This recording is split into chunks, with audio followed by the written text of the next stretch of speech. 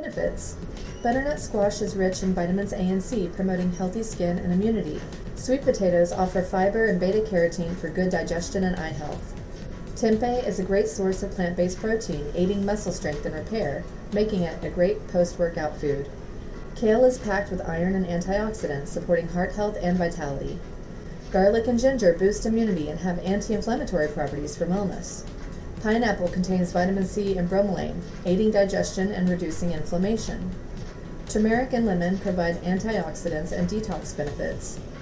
Curry, celery, asparagus, and mushrooms offer a wide variety of vitamins and minerals.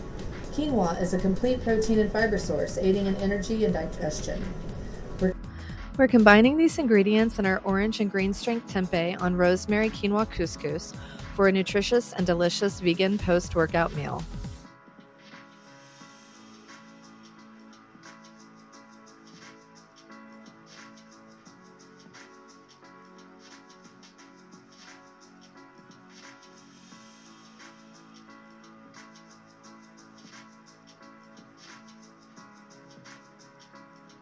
Here we have some tempeh, kale, asparagus, butternut squash, sweet potato, baked yellow mushrooms, parsley, a little bit of onion and garlic.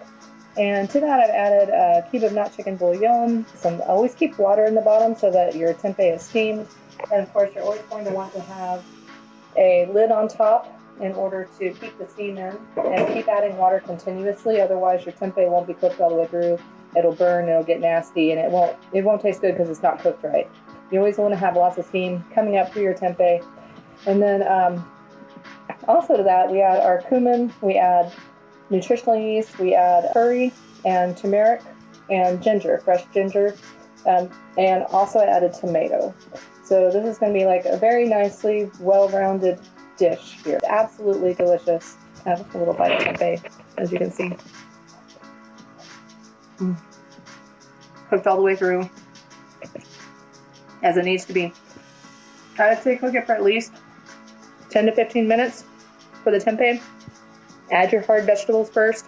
I add my softer stuff a little bit later, like the greens and the any of the seasonings, the sauces. That kind of goes like right at the very end. I wanted couscous and quinoa today, so I actually mixed both together. I cooked my quinoa first at medium heat with the lid on top.